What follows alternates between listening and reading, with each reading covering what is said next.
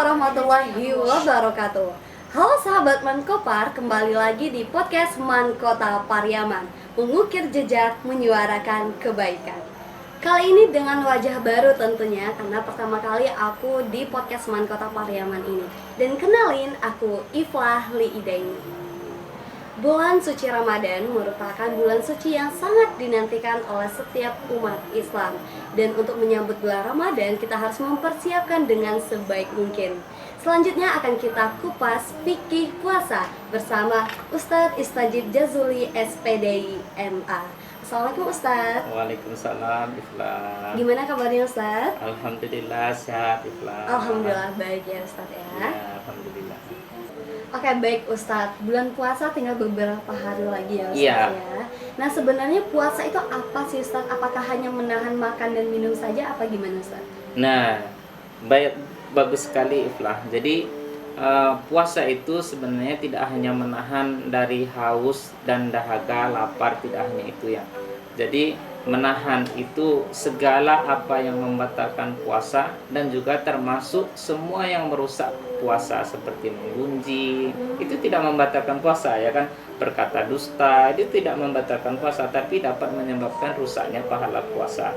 Nah, adapun yang membatalkan puasa ya jelas ya, makan dengan sengaja, minum dengan sengaja, tidak hanya itu. Jadi seluruhnya memang harus kita tahan selama kita melaksanakan puasa full 1 bulan penuh. Tidak hanya ketika puasa pagi sampai sore hari aja ya, tapi selama 1 bulan penuh kita tahan segala apa yang dapat merusak pahala puasa dan membatalkan pahala puasa.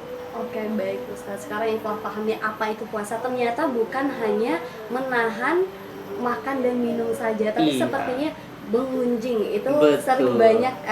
sering kali dilakukan gitu ya, soalnya Iya. tanpa sadar pun sering Tanpa dilakukan sadar, iya, gitu ya. betul. Mungkin dalam bulan Ramadan inilah bisa menahan diri dan nantinya akan terlaksana selanjutnya, jadi tidak menggunjing lagi, akan terbiasa iya, gitu kita ya, biasakan yang baik-baik ya. Oh iya betul, membiasakan yang baik-baik itu poinnya gitu Oke. ya Ustadz ya. Nah selanjutnya nih Ustadz, kan kalau puasa itu kita harus ada niat dong. Nah Betul. niat puasa ini gimana sih Ustadz cara pengucapannya? Apakah ada bacaannya atau niat di diri saja kemudian Ustadz? Iya, betul. Untuk niat ini sebenarnya tidak ada tuntunan khusus seperti doa ketika berbuka puasa yang ada hadisnya, atau memang niat ini, dasar niat itu kan dari dalam hati ya kan. Jadi ada yang umum sering kita dengar, mungkin niat puasa itu nawaitu sama godin ada ifardis sahri Ramadan hadis sanati lillahi ta'ala. Ya silahkan saja, atau cukup kita berniat dengan di dalam diri kita, sengaja aku niat untuk mengerjakan puasa untuk esok hari selama bulan Ramadan, boleh saja. Pelaksanaannya boleh ketika di awal Ramadan, atau yang lebih afdolnya, lebih bagusnya setiap malam saja kita lafazkan niat Ramadan ini begitu selesai sholat tarawih, atau mau bersahur kita berniat puasa sudah. Nah itu untuk lebih afdolnya ya kan, supaya niat kita tidak berubah-berubah ya kan.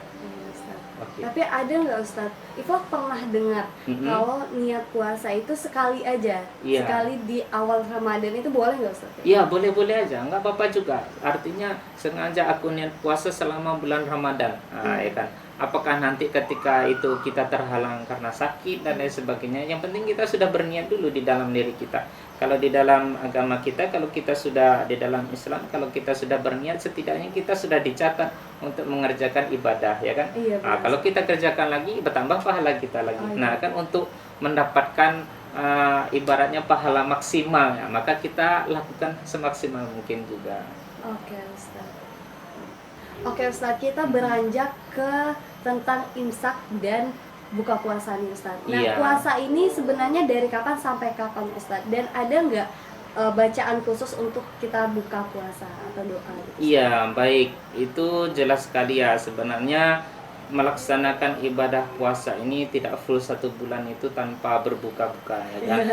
Jadi kita juga kalau di dalam fikih, di dalam agama kita itu kan puasa itu dimulai dari terbit fajar sampai terbenam matahari. Nah terbit fajar ini kapan mulainya kan kayak gitu ya kan. Nah, terbit fajar ini ditandai dengan adanya kumandang azan subuh. Azan subuh, ya, bukan azan sirine ya subuh. Ustaz ya? Sirine itu, nah ini yang perlu kita luruskan. Sirine itu sebagai pertanda peringatan sebenarnya bagi kita bahwasanya tidak lama lagi waktu subuh akan tiba, waktu fajar akan tiba, ya kan? Nah, untuk supaya kita siap-siap ini, siap-siap pergi ke masjid, siap-siap gosok gigi kalau belum gosok gigi, atau yang baru bangun, ya kan? Maka silahkan, masih boleh untuk makan dan minum, masih boleh. Tapi kalau sudah azan, nah itu menandakan fajar dimulai, dan saat itulah kita mulai menahan puasa. Nah, lalu terbenam mataharinya kapan? Nah, ini ditandai ketika waktu azan maghrib. Kalau kita tidak mendengar azan maghrib, ya silahkan kita nengok matahari, lihat kalau nggak punya jam ya kan, mungkin tersesat di hutan atau di kebun dan sebagainya, silahkan tengok matahari. Kalau kira-kira matahari sudah terbenam dan sudah mulai kelihatan rona-rona merah, berarti itu sudah masuk waktu maghrib. Nah, silahkan berbuka. Kalau adapun doa khusus untuk berbuka puasa, ya kan, ada banyak hadis juga sebenarnya, cuman diantaranya yang paling mudah itu pendek sebenarnya, Allahumma laka sumtu wa ala rizqika aftartu. Nah, itu hadis yang diriwayatkan Bukhari dan juga Muslim. Tapi ada juga sebagian orang yang menambahkan dengan yang agak panjang juga kan, Allahumma rizqika aftartu, Allahumma laka sumtu wa ala rizqika aftartu birahmatika ya arhamar rahimin. Ya, sebenarnya itu doa, ya kan. Kalau kita doa yang baik, yang intinya ketika kita berbuka, kita disunahkan, bahkan dianjurkan untuk berdoa dengan doa yang paling baik. Nah, saya kira itu. Karena doanya orang berpuasa ini dikabulkan. Makanya dimanfaatkan ketika mau berbuka itu jangan langsung minum, ya kita manfaatkan untuk berdoakan. Di situ termasuk waktu yang mustajab untuk orang berdoa, orang berpuasa. Oke, Ustaz. Iya. Dan untuk baca doanya itu, Ustaz, apakah pada saat kita mau minum atau kita bismillah batalin dulu baru doa, apa gimana, Ustaz? Oh, itu bisa dikondisikan. Bisa saja doa ini kan bisa juga di dalam hati, ya kan. Kalau mau kelihatan resmi ya ibaratnya, ya silahkan berdoa dulu, setelah selesai berdoa baru minum. Atau karena kita sudah buru-buru haus, ya kan, bismillahirrahmanirrahim, kita minum dulu, sambil kita minum kita berdoa juga. Jangan sampai terlupakan pula. Tapi kalau mau yang lebih afdolnya, bagusnya mensegerakan berbuka ini kan termasuk sunnah dari puasa. Iya, betul. Maka silahkan diminum dulu supaya batal puasa kita, baru berdoa. Nah, sebenarnya itu teknis saja, ya kan, tidak ada aturan khususnya harus di mana posisinya, itu tidak ada juga. Ya, sebenarnya Islam itu mudah. Iya, gitu, mudah, tinggal kita melaksanakan, jangan dipersulit-sulit. Oke, siap, Ustaz. Oke, selanjutnya nih Ustaz. Tadi sebenarnya Ustaz sudah menyinggung tentang hal yang dapat membatalkan puasa. Boleh dong Ustaz lebih dijabarin lagi apa saja yang bisa membatalkan puasa? Baik, hal yang paling mendasar yang membatalkan puasa itu adalah makan dan minum dengan sengaja, ya kan? Tapi kalau nggak sengaja nggak apa-apa, lupa kalau hari ini puasa, minum 1 teguk. Begitu teringat, lagi puasa, nggak apa-apa. Kalau memang betul-betul lupa ya, tapi tidak disengaja lupa. Jadi makan minum dengan sengaja. Lalu kemudian kalau perempuan datangnya haid, meskipun ini sudah jam 4 sore udah mau berbuka, haid datang tiba-tiba, ya sudah otomatis sehari itu puasanya batal. Kemudian berikutnya ada hilang ingatan, tiba-tiba amnesia atau lain sebagainya, atau bahkan dapat gangguan sakit jiwa tiba-tiba. Karena itu menjadi syarat sahnya puasa. Jadi kalau orang yang tiba-tiba gila atau stres, ya juga tiba-tiba gila ini agak ini ya. Bisa jadi kan, mungkin kepalanya kebentur habis kecelakaan. Nah, tiba-tiba terus jadi gila. Maka dari itu juga dapat membatalkan puasa. Nah, kalau untuk ibu hamil atau ibu menyusui itu wajib puasa nggak, Ustaz? Nah, jadi meskipun puasa wajib bagi orang Islam, orang beriman, yang himbauan Allah di dalam Al-Quran, ini terbagi menjadi 2, ya kan? Ada orang yang boleh tidak puasa, dan ada orang yang tidak boleh puasa. Beda kan? Boleh tidak puasa dan tidak boleh puasa. Nah, itu apa bedanya? Nge-like, Ustaz, gimana nih? Ulang lagi, Ustaz. Jadi orang yang boleh puasa, orang yang boleh puasa, tidak puasa, boleh tidak puasa. Ya, dan yang kedua tidak boleh puasa. Ya kan? Beda kan? Ya, beda. Boleh tidak puasa, hukum meninggalkan puasa mubah. Mubah. Iya, sedangkan mengerjakan puasa itu lebih utama. Seperti firman Allah kan, wa antasumu khairul lakum in kuntum ta'lamun, dan puasa itu lebih baik kalau kamu itu mengetahui, ya kan? Nah, yang kedua, tidak boleh puasa kalau dia mengerjakan puasa jadi haram. Haram ya. Padahal puasa wajib, kalau dia kerjakan haram malahan. Nah, kita bahas yang pertama dulu ya, orang yang boleh tidak puasa. Nah, ya. Orang yang boleh tidak puasa ini macamnya banyak, seperti Allah firmankan di dalam surah Al-Baqarah 184 itu kan. Faman kana minkum maridon. Nah, ini kriteria pertama, orang sakit. Sakit boleh tidak puasa? Oh, boleh, Ustaz? Boleh. Jadi begitu, selama sakit saja. Nanti kalau misalnya sakit mual-mual nih dalam waktu 2 hari ya kan, atau 3 hari mual-mual, nanti yang hari keempatnya sembuh, maka silakan puasa lagi. Ini sakit-sakit ringan, yang sakit kemungkinan sakitnya sembuh ya, sembuh. Ini sakit ringan dulu. Pusing-pusing mungkin, atau mual-mual, atau muntaber yang kemungkinan sembuh, maka boleh tidak puasa. Nanti lalu bagaimana hari yang ditinggalkan? Maka dia akan ganti puasanya di hari yang lain selain Ramadan. Mungkin bulan Syawal, mungkin bulan Rajab, mungkin bulan Zulhijjah, terserah ya berapa hari, 3 hari atau 4 hari. Nah, orang yang semacam ini termasuk orang yang boleh tidak puasa. Oke ya. Lalu sakit yang kedua, ada orang yang sakit tapi sakitnya kronis. Kalaupun sembuh entah kapan sembuhnya, wallahu alam, kita serahkan sama Allah ya kan. Tapi sakitnya yang jelas sakit itu berkepanjangan dan bergantung kepada obat-obatan hidup dia dan lain sebagainya. Maka orang yang sakit yang macam yang kedua ini itu boleh tidak puasa. Kalau puasa itu nggak mungkin juga ya kan, karena dia harus mengkonsumsi obat, iya betul, dan lain sebagainya. Maka bagi dia puasa yang selama ditinggalkannya selama sakit boleh diganti dengan membayar fidyah. Yang bayarkan siapa? Tentu keluarganya, ya kan. Oke. Lalu orang yang boleh tidak puasa yang berikutnya adalah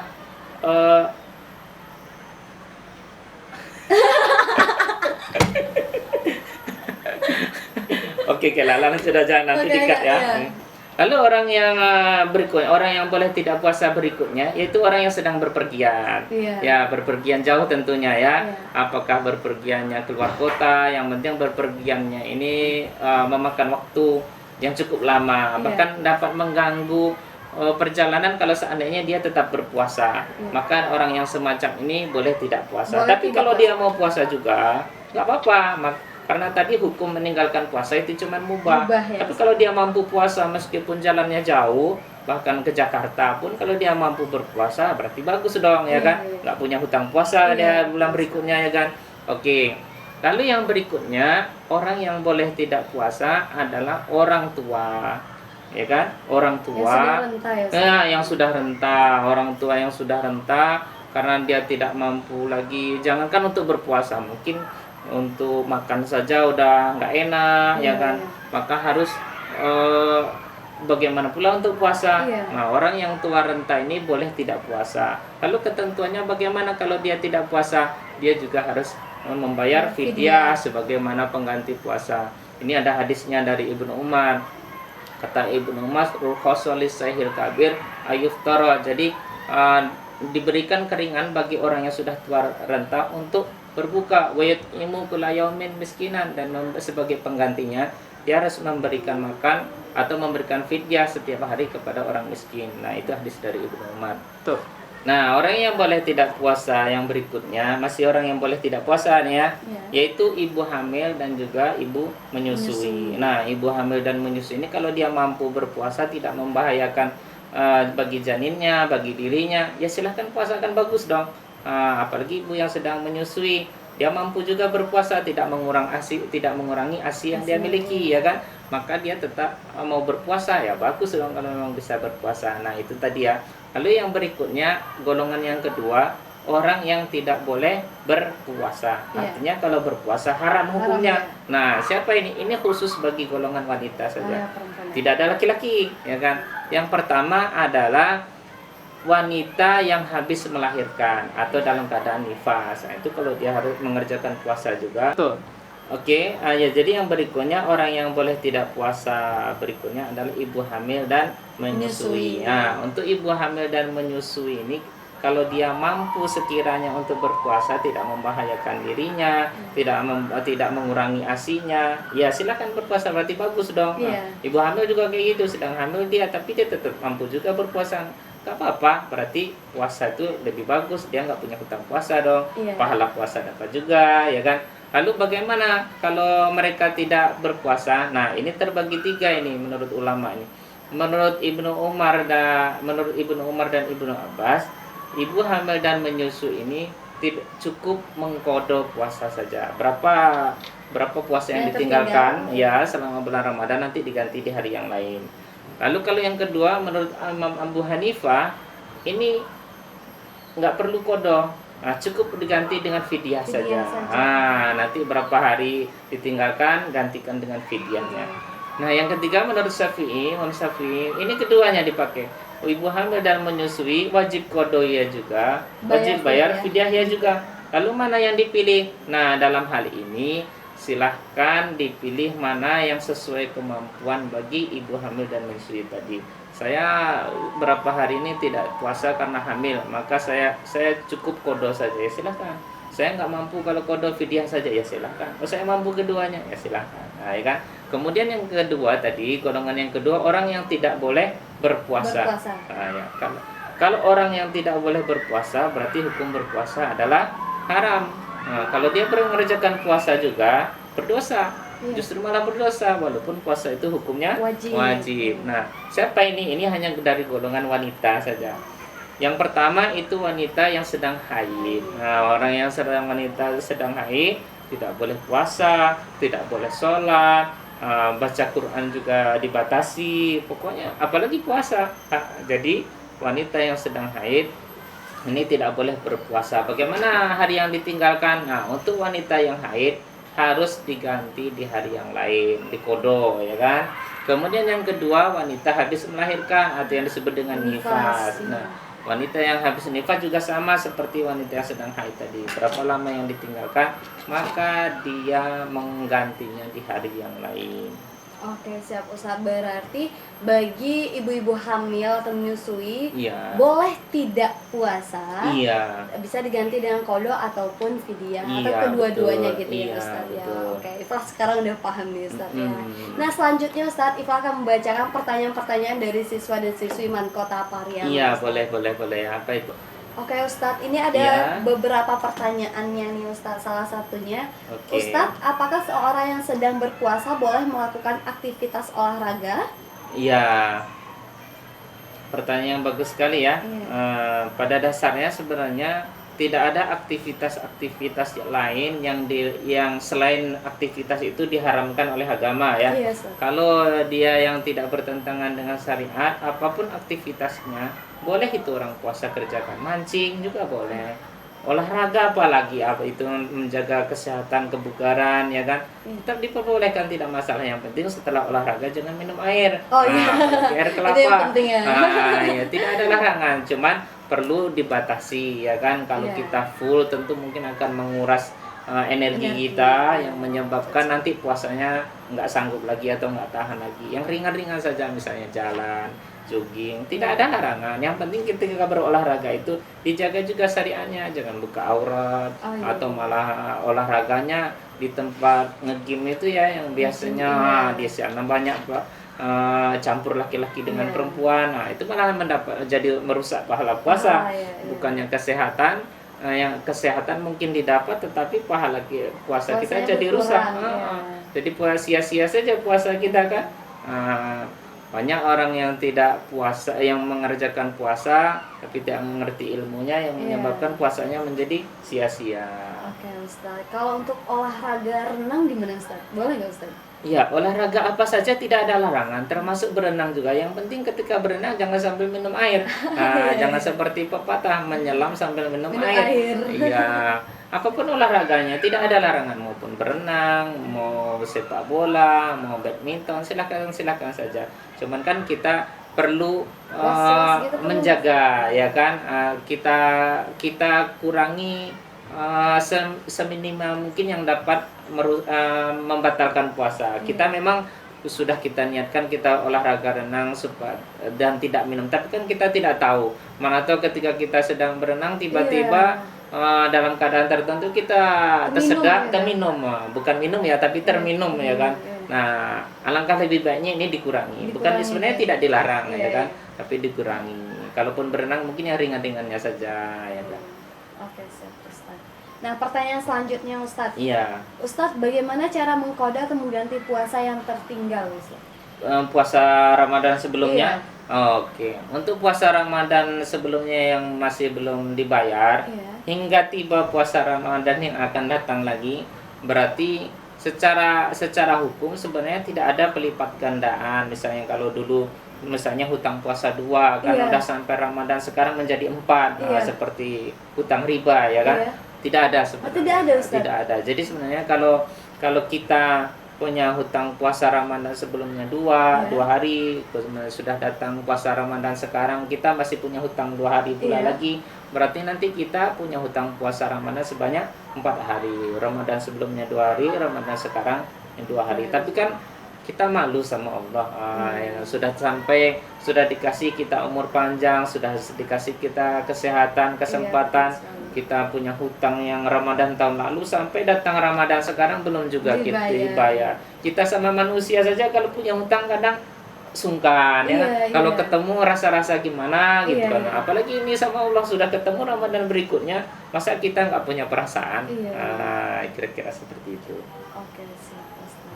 Nah, pertanyaan selanjutnya nih Ustaz, apa saja kebiasaan yang dianjurkan saat bulan Ramadan? Iya, untuk meningkatkan atau melipat gandakan, memanfaatkan ya momentum Ramadan yang bulan penuh pahala, penuh berkah, penuh ampunan. Tentu jangan lupa kita lewatkan dengan mengisinya ya, dengan amalan-amalan yang dapat mendatangkan pahala yang berlipat-lipat juga. Nah, yang paling penting, yang pertama ini bisa diisi dengan memperbanyak baca Al-Quran. Kita yakin mungkin kalau selain bulan Ramadan agak sulit kita menghatamkan Al-Quran, tapi setidaknya bulan Ramadan sekali lah. Nggak mungkin nggak selesai 1 juz 1 hari selama bulan Ramadan.